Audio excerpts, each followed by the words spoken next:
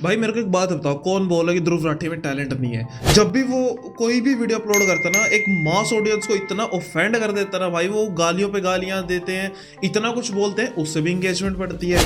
और एक group of audience ऐसी होती है जिसको उसकी वीडियो पसंद आती है, तो फिर वो एज अ सपोर्ट कमेंट वगैरह करते हैं, तो उससे भी ऑडियंस आती है। एक वीडियो आई है धुरंधर के ऊपर है वीडियो, ठीक है, 5 दिन में 16 मिलियन व्यूज है भाई उसका। मैं मजाक में नहीं कर रहा, मैं दिखाऊं तुम्हें, ये देखो, every lie in Dhurandhar to expose bye Dhruv Rathee. इसके व्यूज कहाँ हैं? ये देखो भाई, 5 days 16.8 मिलियन। मुझे नहीं पता वीडियो में क्या है, मुझे नहीं पता क्या होने वाला है, क्या ये इसके सपोर्ट में है, क्या ये इसके खिलाफ है। आराम से बैठ के देखते हैं वीडियो, किस बारे में क्या चालू है। ओरिजिनल वीडियो का लिंक मिल जाएगा डिस्क्रिप्शन में, लेट्स सी। नमस्कार दोस्तों, पिछली बार जब मैंने धुरंधर फिल्म पर वीडियो बनाया था तब मैंने कहा था कि इस फिल्म के डायरेक्टर आदित्य धर बीजेपी के चाटुकार हैं। आज मैं इस चीज के लिए माफी मांगना चाहूंगा। मुझे नहीं लगता दोस्तों कि ये बीजेपी के क्या बात कर रहा है? ध्रुव राठी माफी मांगना चाह रहा है ना? नॉट पॉसिबल, कुछ तो दिक्कत है। चाटुकार है। अब मुझे लगता है कि ये महाचाटुकार है। ये इस लेवल के चाटुकार हैं कि नॉर्थ कुछ तो ऐसा करता है भाई, एक ग्रुप ऑफ ऑडियंस को पूरा ऑफेंड कर देगा। जो मोदी भक्त है ना, जो ये हर टाइम मोदी मोदी करते हैं, जिसमें मेरे पेरेंट्स भी हैं, एक इतना ऑफेंड कर देगा भाई, वो कुछ तो कमेंट करके हटेंगे और इससे एंगेजमेंट बढ़ती है। भाई जीनियस माइंड है।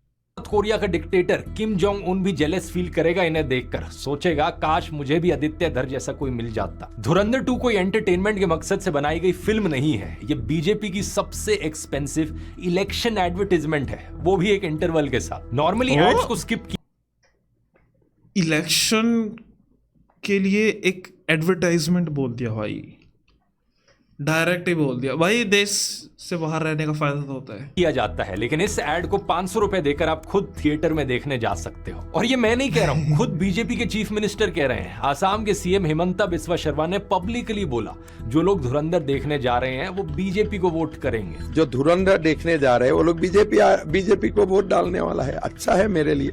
बीजेपी का ऑफिशियल हैंडल खुद फिल्म के गानों को मोदी के प्रमोशनल मटेरियल के तौर पर यूज कर रहा है। अब बात सिर्फ यहीं तक होती तो फिर भी ठीक था, लेकिन इस फिल्म में इतने झूठ भरे हैं, इतने झूठ भरे हैं कि चलो देखते हैं भाई वीडियो में क्या कुछ झूठ है। रीराइट करने की कोशिश की जा रही है, एक बड़े स्केल पे लोगों को ब्रेन वॉश करने की कोशिश की जा रही है। और कमाल की बात यह है कि ये उन इवेंट्स को झुठला रही है जो लोगों ने खुद जिए हैं। ऐसा करना ना सिर्फ देश की इंसल्ट है, बल्कि सभी देशवासियों का अपमान करना है।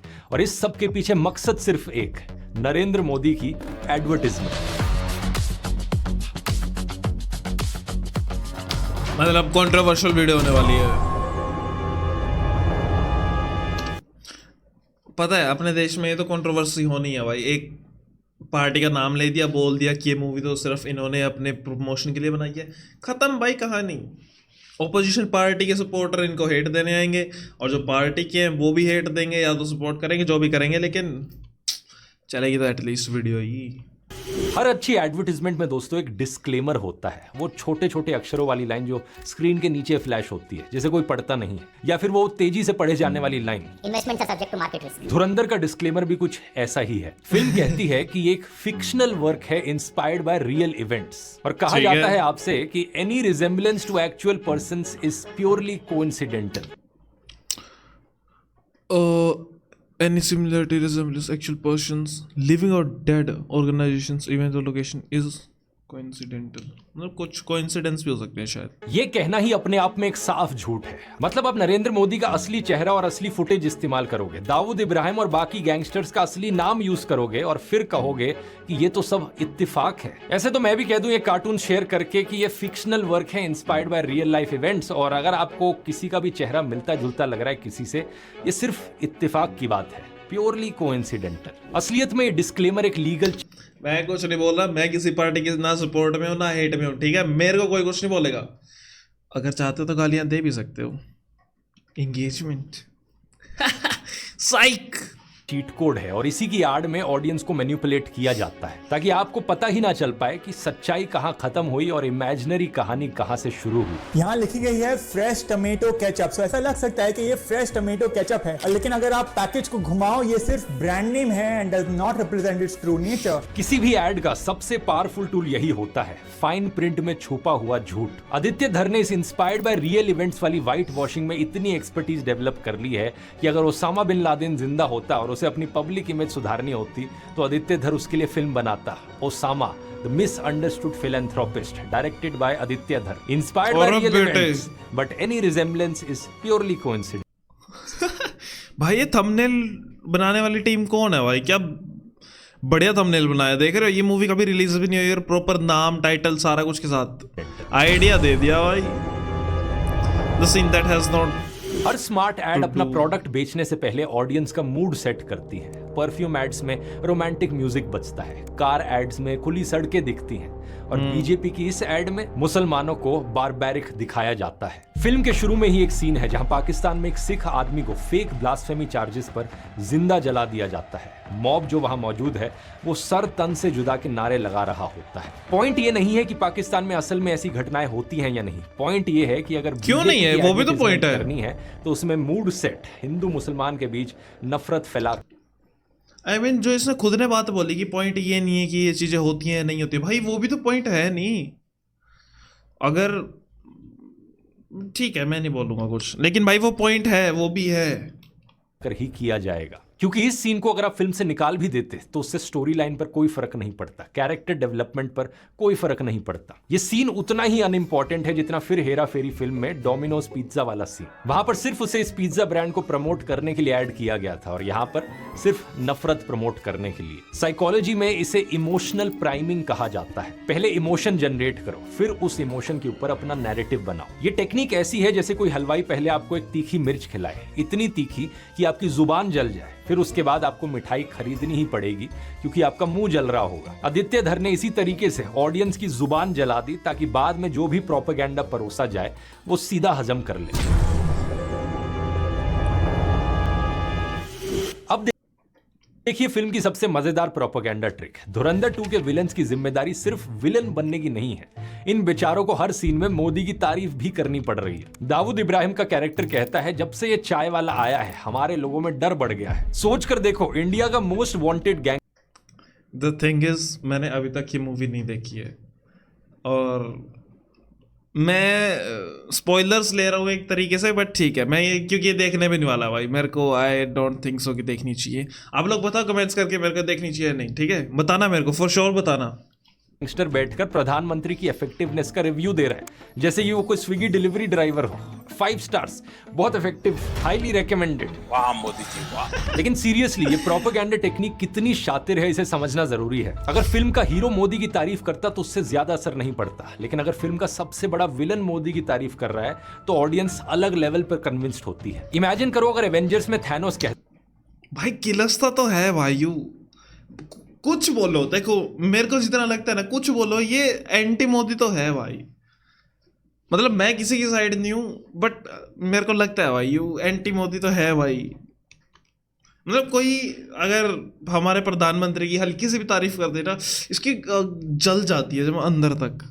अरे ये स्पाइडरमैन को जब से मैंने देखा है ना तब से तो मेरे हाथ कांपने लगे हैं। आपके दिमाग को ऑटोमेटिकली लगने लगता कि स्पाइडरमैन सबसे पावरफुल हीरो है एवेंजर्स का। हालांकि ऐसी लाइनें विलन से बुलवाना बहुत ही स्टूपिड चीज है, अजीबोगरीब लगती है, लेकिन at the end of the day याद रखिए इस फिल्म का मकसद हमजा को बेचना नहीं है बल्कि मोदी को बेचना है। WhatsApp cinematic universe. एक चीज नोटिस किया आपने, मैंने इस वीडियो में जो भी कुछ आपको अभी तक बताया है, ओपनिंग हुक से लेकर एक के बाद एक एविडेंस प्रेजेंट करना, सब एक सिंगल स्टोरी लाइन में। इसके पीछे भी टेक्निक्स इन्वॉल्व है, बस फर्क यह है कि आप इन टेक्निक्स को किस काम में लगाते हो। झूठा प्रोपेगेंडा, सोशल मीडिया पर अपना करियर कैसे बनाया जाए, 7 घंटे में कौन से वीडियो, सबसे इंपॉर्टेंट चीज एक्सपीरियंस में जो भी रेटिंग 4.9 आउट ऑफ स्मार्टफोन काफी है। लोगों के लिए एक स्पेशल डिस्काउंट, 2% का डिस्काउंट एड एजेंसी को क्लाइंट एक ब्रीफ देता है। अच्छी एजेंसीज उस ब्रीफ को सटल तरीके से एग्जीक्यूट करती हैं कि ऑडियंस को पता ना चले कि उन्हें क्या बेचा जा रहा है, लेकिन आदित्य धर की एजेंसी ने इस चीज को सीधे सीधे दिखा दिया। फिल्म में 2014 में नरेंद्र मोदी की ओथ सेरेमनी दिखाई जाती है, वो भी रियल फुटेज के साथ। उसी वक्त एक आईएसआई से जुड़ा मेजर इकबाल अपने घर आता है और उसके पिता उसे कहते हैं कि तूने तो बोला था इस बार तेरी मर्जी के लोग इलेक्शन जीतेंगे, तूने अमेरिकन के डॉलर्स भर भर के इंडिया के एनजीओज, मीडिया, यूनिवर्सिटी, सोशलिस्ट सबको दिलवाए, लेकिन फिर भी वो लोग जीत गए। अब वैसे तो ये डायलॉग आईएसआई ऑफिसर ने बोला है, लेकिन अगर यही डायलॉग न्यूज चैनल पर बैठा कोई बीजेपी स्पोक्स पर्सन बोल रहा होता तो आप फर्क नहीं बता पाते, क्योंकि ये फिल्म लिटरली आईएसआई ऑफिसर्स के मुंह से संबित पात्रा के टॉकिंग पॉइंट्स बुलवा रही है। विदेशी ताकतें भी ऐसी हैं जिनकी आंखों में वो खटक रहे हैं। नमस्ते, बिस्कुट खाओ। आदित्य धर ने यहां पर व्हाट्सएप फॉरवर्ड्स को अपना सिनेमैटिक यूनिवर्स दे दिया है।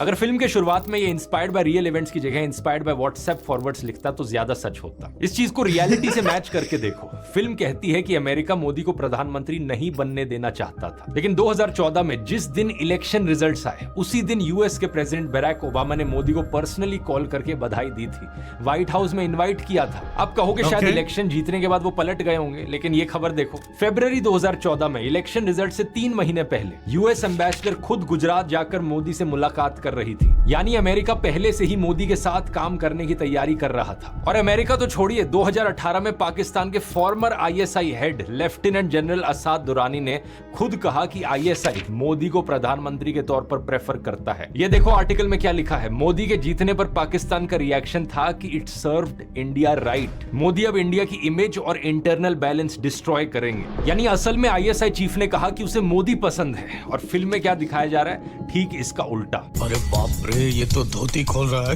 लेकिन इस डायलॉग में सबसे बड़ा प्रोपेगेंडा ये है कि आईएसआई इंडिया की एनजीओज, मीडिया, यूनिवर्सिटीज और सोशलिस्ट को फंड कर रहा था। ये एग्जैक्टली वही नैरेटिव है जो बीजेपी की सरकार इस्तेमाल करती है सिविल सोसाइटी की आवाज को दबाने के लिए। बीजेपी ने इसी व्हाट्सएप नैरेटिव के बेसिस पर एमनेस्टी इंटरनेशनल इंडिया को 2020 में Amnesty to halt work in India due to government witch hunt.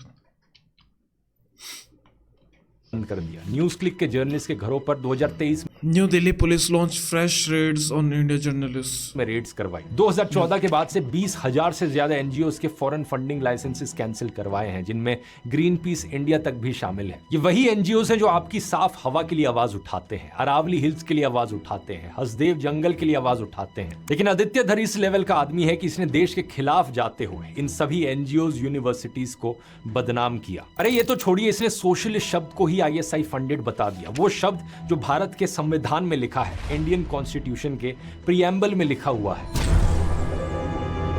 Foreign funded संघ। फिल्म में दिखाया जाता है कि जो लोग मोदी का विरोध करते हैं वो फॉरेन फंडेड है, लेकिन एक्चुअल डेटा एग्जैक्टली इसकी उल्टी कहानी बताता है। साल 2002 में the foreign exchange of hate नाम से एक रिपोर्ट सामने आई और इसमें दिखाया गया कि आईडीआरएफ नाम की एक American organisation systematically US donors का पैसा आरएसएस एफिलिएटेड ऑर्गेनाइजेशंस को भेज रही थी। इसके अलावा 2001 से 2012 के बीच में यूएस बेस्ड 5 चैरिटीज ने $55 मिलियन से भी ज्यादा संघ से जुड़ी ऑर्गेनाइजेशंस को दिए। और सबसे इंटरेस्टिंग बात देखिए, अल जजीरा की इस रिपोर्ट के अनुसार कोविड-19 के दौरान यूएस गवर्नमेंट के फेडरल रिलीफ फंड्स में से $833,000 भी राइट विंग ग्रुप्स को गए। लेकिन ये ट्विस्ट आदित्य धर की फिल्म में कभी नहीं आएगा। अब आते हैं इस फिल्म के सबसे बड़े झूठ पर। एक ऐसा फैसला जो बीजेपी के खुद के सपोर्टर्स जस्टिफाई नहीं कर पाते, उसे आदित्य धर ने नेशनल सिक्योरिटी मास्टर स्ट्रोक में कन्वर्ट कर दिया। फिल्म में दिखाया जाता है कि पाकिस्तान ने पहले भाई मैं अब क्या बोलूं इस पे। अब देखो, कई लोग बोलते हैं कि ये जो ध्रुव राठी है वो मैनिपुलेट करता है लोगों को, ये करता वो करता है। मेरे को नहीं लगता कि कोई मैनिपुलेट होता भी होगा या फिर होता भी होगा। आई डोंट नो भाई, ये चीज़ें मेरे सर के ऊपर से जा रही हैं। क्या मैं गवार हूँ भाई? मेरे मजाक सेट के कुछ पल्ले नहीं पड़ रहा, पता ही नहीं चल रहा क्या चालू है। बस बड़े बड़े नंबर्स आ रहे हैं, 833 करोड़, 55 मिलियन, ये फंड रोक दिया, वो एनजीओज की खर्चा कम कर दिया। Come on. 11,000 करोड़ की फेक करेंसी इंडिया भेजी और दोबारा 60,000 करोड़ की फेक करेंसी भेज रहा था, वो भी यूपी इलेक्शन को फंड करने के लिए। इंटेलिजेंस एजेंसीज ने ये बात प्रधानमंत्री को ब्रीफ करी और प्रधानमंत्री ने देश बचाने के लिए नोटबंदी कर डाली। Feeling proud of our unknown man. Of course मतलब अब पता चलता है इससे कि डिमोनेटाइजेशन क्यों हुई थी, वो भी पता चला हमें। अब वैसे तो आप इस चीज को थोड़ा लॉजिकली सोचोगे तो खुद ही आपको लगेगा कोई सेंस है इस बात का। इतनी छोटी सी चीज के लिए कोई इतना बड़ा एक्शन लेता है क्या? ये तो वही बात हो गई कि घर में चूहे को पकड़ने के लिए आपने अपने पूरे घर को आग से जला दिया। सच बात यह है कि आरबीआई की 2017-18 की एनुअल रिपोर्ट के अनुसार डीमोनेटाइज किए गए 15.41 लाख करोड़ रुपयों में से 15.31 लाख करोड़ रुपीस वापस आ गए थे, यानी कि 99.3% नोट्स बैंकिंग सिस्टम में वापस आ गए थे एक साल के अंदर अंदर। और ये देखिए, आरबीआई ने कहा कि उस साल उन्होंने सिर्फ 43 करोड़ रुपीस की फेक करेंसी डिटेक्ट करी। सिर्फ 43 करोड़ रुपीस, यानी कि फिल्म में दिखाए हुए 60,000 करोड़ रुपए, 11,000 करोड़ रुपए, ये सिर्फ आदित्य धर की बनावटी कहानियां हैं। National bureau of economic research की स्टडी के अनुसार डीमोनेटाइजेशन ने इंडिया की इकोनॉमिक एक्टिविटी को नवंबर-दिसंबर 2016 में कम से कम 3 परसेंटेज पॉइंट्स कम कर दिया। इंडिया के जीडीपी पर इसका बहुत बुरा असर पड़ा, जिसका इंपैक्ट अगले कई सालों तक दिखता रहा। एटीएम लाइंस और कैश क्राइसिस की वजह से कम 80 से ज्यादा लोग मारे गए। कोई बैंक्स के बाहर लाइन में खड़ा खड़ा गिरकर मर गया तो कोई एटीएम के पास हार्ट अटैक से मर गया। बैंक एम्प्लॉयज ओवरवर्क से मारे गए। कोई हॉस्पिटल में इलाज नहीं करवा पाया क्योंकि कैश नहीं था। बाहर आने के कारण इन्होंने डॉक्टरों के पास दिखाया, लेकिन कोई भी डॉक्टर 500,000 के नोट देख करके किसी ने भी कोई ट्रीटमेंट नहीं करा। ये सब लोगों ने अपनी आंखों से होते हुए देखा। बीजेपी के कट्टर सपोर्टर्स भी इसे डिफेंड नहीं कर पाते और आदित्य धर इसे अपने पौपा की महानता बता रहे हैं। सच बात तो यह है कि अगर सही में मोदी ने इस कारण से नोटबंदी करी होती। पापा की महानता क्या मतलब भाई? आदित्य धर का पापा थोड़ी है मोदी। भाई हरामी तो है भाई यू।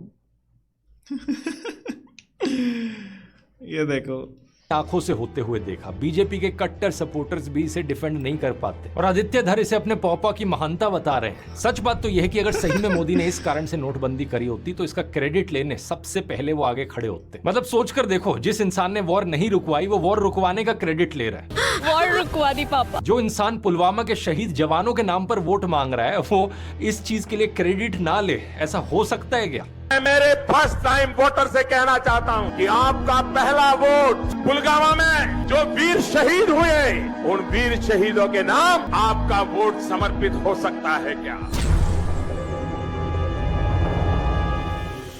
पतंजलि के गुलाब शरबत बॉटल में लिखा ही नहीं है कि कितना शुगर है, लेकिन उनके वेबसाइट में लिखा है 99% शुगर है। किसी भी ऐड की सबसे पावरफुल टेक्निक इस चीज में नहीं होती कि आपको क्या दिखाया जा रहा है, बल्कि इसमें होती है कि आपसे क्या छुपाया जा रहा है। इसलिए नोटिस करने वाली बात यहाँ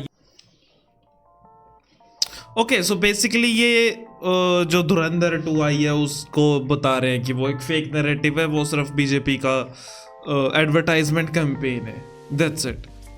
अब जिसको पॉइंट सही लग रहे हैं वो सही बता देना मेरे को कमेंट करके, जिसको गलत लग रहे हैं गलत बता देना। आई डोंट नो, मैं कोई कमेंट बाजी नहीं कर रहा।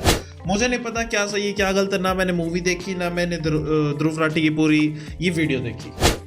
जाके मैं लिंक दे दूंगा डिस्क्रिप्शन में, जाके अपना फुल वीडियो देख लेना और मुझे भी बताना कि कौन सही है, ठीक है? क्या आदित्य धर सही है, क्या आदित्य धर के पौपा सही है? भाई हराम ज़्यादा तो है भाई। देखो, मैं कुछ नहीं बोल रहा, मैं किसी पार्टी की साइड नहीं हूँ, मुझे किसी से कोई मतलब नहीं है। मैं यहाँ रिएक्शन और एक वीडियो देखने बैठा था और आई होप आपको वीडियो पसंद आई होगी, रिएक्शन पसंद आया होगा, दैट्स इट, ठीक है? मेरा सिर्फ इतना काम था। मिलते हैं फिर कभी किसी और बढ़िया से वीडियो के साथ। जाके पूरी वीडियो देख लेना अगर आपको देखनी है तो, ठीक है? अच्छा साहब, मैं चलता हूँ साहब, बाय बाय।